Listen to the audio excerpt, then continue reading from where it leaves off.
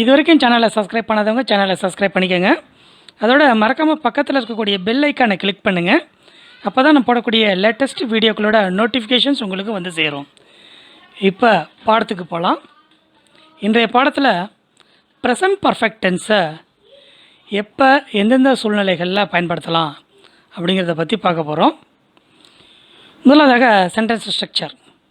Subject plus has or have plus verb 3 plus object. இதுதான் present perfect டென்ஸுக்கான sentence structure. இதில் I, we, you, they இவைகளுக்கு have plus verb 3யும், he, she, it இவைகளுக்கு has plus verb 3யும் பயன்படுத்துவோம்.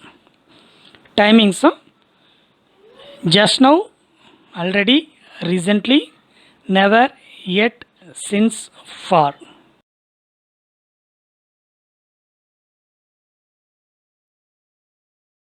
Present perfect டென்ஸை எந்தெந்த சூழ்நிலைகளில் நம்ம பயன்படுத்தலாம் அப்படிங்கிறத பற்றி பார்க்கலாம். முதலாவதாக actions started in the past and continue until now. அதாவது கடந்த காலத்தில் ஒரு செயலை தொடங்கி அது இன்னமும் தொடரக்குள்ள அதை வந்து நம்ம இந்த டென்ஸில் சொல்லுவோம். உதாரணத்துக்கு, ஐ have been a teacher for 10 years. நான் கடந்த 10 ஆண்டுகளாக ஆசிரியராக இருக்கிறேன் அப்படிங்கிறது. அதாவது 10 வருஷத்துக்கு முன்னாடி ஆசிரியராக என்னுடைய பணியை தொடங்கினேன், இன்னமும் நான் ஆசிரியராகவே தொடர்கிறேன் அப்படிங்குள்ள I have been a teacher for 10 years.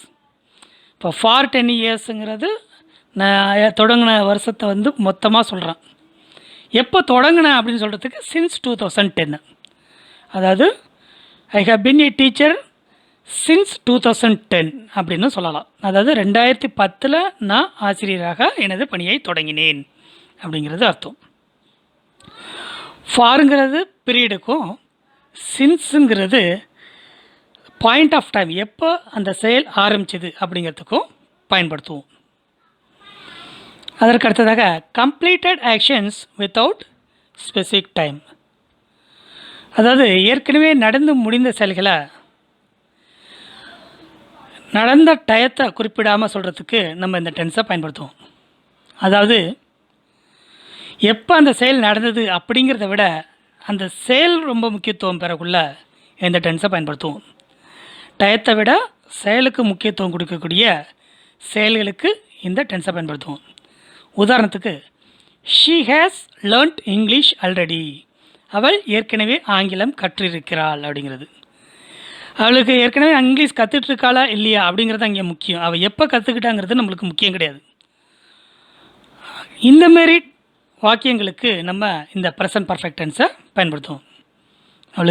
அவள் ஏற்கனவே ஆங்கிலம் கற்றிருக்காள். She has learnt English already. அதற்கு அடுத்ததாக இப்போ தான் இந்த செயல் முடிஞ்சுது அப்படின்னு சொல்லுவோம் இல்லையா, அப்போ வந்து இந்த ப்ரெசன்ட் பர்ஃபெக்ட் டென்ஸை பயன்படுத்துவோம். Just now completed actions. Just now நான் கம்ப்ளீட் பண்ணேன் அப்படின்னு சொல்லுவோம்ல, அந்தமாரி செயல்களுக்கு. உதாரணத்துக்கு, we have taken lunch just now. நாங்கள் இப்போ தான் மதிய உணவு எடுத்துருக்குறோம் அப்படின்னு சொல்கிறோம். சாப்பிடுங்கன்னு யார் வீட்டுக்கும் போகிறீங்க, சாப்பிடுங்க சொல்லுங்கள், இல்லை இப்போ தான் சாப்பிட்டு வரோம் அப்படின்னு சொல்லுவீங்க. ஸோ இந்தமாரி உள்ள சூழ்நிலைகளில் வந்து இந்த ப்ரெசன்ட் பர்ஃபெக்ட் டென்ஸை பயன்படுத்துவோம். அதுமாரி ஃபோன் பண்ணி யாரும் கேட்குறாங்க, என்ன சாப்பாடெலாம் ஆயிடுச்சுன்னு, இப்போ தான் சாப்பிட்டோம் அப்படின்னு சொல்லுவோம் இல்லையா, அப்போ வந்து இந்த டென்ஸை பயன்படுத்துவோம். அதற்கு அடுத்ததாக நாட் எட் கம்ப்ளீட்டட் ஆக்ஷன்ஸ். அதாவது ஒரு செயல் இன்னும் முடிவு பெறலை அப்படின்னு சொல்லக்குள்ள இந்த டென்ஸை பயன்படுத்துவோம். உதாரணத்துக்கு, we have not reached home yet. நாங்கள் இன்னும் வீட்டுக்கு வரவில்லை, அதாவது இன்னும் வீட்டை அடையலை அப்படின்னு சொல்கிறோம். We have not reached home yet. நாங்கள் இன்னும் வீட்டிற்கு வரவில்லை. இந்தமாரி நாட் எட் கம்ப்ளீட்டட் ஆக்ஷன்ஸ், இன்னும் அந்த செயல் முடிவடையலை அப்படிங்கக்குள்ள அந்தமாரி சூழ்நிலையிலையும் இந்த ப்ரெசன்ட் பர்ஃபெக்ட் டென்ஸை பயன்படுத்தும். அதற்கு அடுத்ததாக ட்ராவல் எக்ஸ்பீரியன்ஸ், நம்மளுடைய பயண அனுபவத்தை பற்றி சொல்லக்குள்ள இந்த ப்ரெசன்ட் பர்ஃபெக்ட் டென்ஸை பயன்படுத்துவோம். உதாரணத்துக்கு, ஐ have been to Mumbai many times. நான் மும்பைக்கு பல முறை சென்றிருக்கிறேன் அப்படிங்கிறது அதனுடைய அர்த்தம். இப்போ ஃபஸ்ட்டு சென்டென்ஸை கவனிங்க, லாஸ்ட்டு சென்டென்ஸையும் கவனிங்க. ஃபஸ்ட்டு சென்டென்ஸில் என்ன சொல்லியிருக்கேன், I have been a teacher. நான் என்னவா இருக்கிறேன் அப்படின்னு சொல்லியிருக்கேன். அதே லாஸ்ட் சென்டென்ஸில் I have been to Mumbai. அதாவது ஹாவ் பீன் ஹேஸ் பீனோட டூவை சேர்த்திங்கன்னா அது கான் டூங்கிற மீனிங்கை கொடுக்கும். அதாவது பீனுங்கிறது இங்கே கானுங்கிற மீனிங்கை கொடுக்கும். ஐ ஹவ் பீன் டு மும்பைங்கிறது I have gone to Mumbai, okay, many times அப்படிங்கிற மீனிங்கை கொடுக்கும். ஸோ இந்த பீனோட டூ சேர்க்கக்குள்ளே அது விசிட்டடு இல்லைனா ஏற்கனவே போயிருக்கிறேன் கான் அப்படிங்கிற ஒரு மீனிங்கை கொடுக்கும். I have been to Mumbai many times, நான் மும்பைக்கு பல முறை சென்றிருக்கிறேன் அப்படிங்கிறது. இந்த வகையில் ப்ரெசன்ட் பர்ஃபெக்ட் டென்ஸுங்கிறது ஏற்கனவே கடந்த காலத்தில் ஒரு செயல் தொடங்கி இன்னமும் தொடரக்குள்ளே அதை பயன்படுத்துவோம். நடந்து முடிந்த செயல் அது செயல் முக்கியத்துவம் பெற்று அது எப்போ நடந்துச்சு அப்படிங்கிற டைமுக்கு வந்து அவ்வளோ முக்கியத்துவம் தேவையில்லை அப்படிங்கக்குள்ளே இந்த டென்ஸை பயன்படுத்துவோம். அதற்கு அடுத்ததாக ஜஸ்ட் நவ் கம்ப்ளீட்டட் ஆக்ஷன்ஸுக்கு பயன்படுத்துவோம். அதற்கு அடுத்ததாக இன்னும் முடிவு பெறாத முற்று பெறாத செயல்களுக்கு இந்த டென்ஸை பயன்படுத்துவோம். அதற்கு அடுத்ததாக பயண அனுபவங்களை பற்றி சொல்வதற்கும் இதை பயன்படுத்துவோம். சாரி, இப்போ ப்ரெசன்ட் பர்ஃபெக்ட் டென்ஸில் கொஷின்ஸ் எப்படி பண்ணுறது அப்படிங்கிறத பற்றி பார்க்கலாம். உதாரணம், ஷீ ஹேஸ் குக்குடு ஃபுட், அவள் உணவு சமைத்திருக்கிறாள். இப்போ ஹீ ஷீட்டுக்கு ஹேஸ் ப்ளஸ் வர்பு தெரிங்கிறது ஏற்கனவே சொல்லியிருக்கோம். அவள் உணவு சமைத்திருக்கிறாள் அப்படிங்கிறது இதில் பார்த்தீங்கன்னாக்கா எப்போ சமைச்சாங்கிறத சொல்லலை, அவள் உணவு சமைச்சிருக்காளா இல்லையா அதுதான் முக்கியம் நம்மளுக்கு.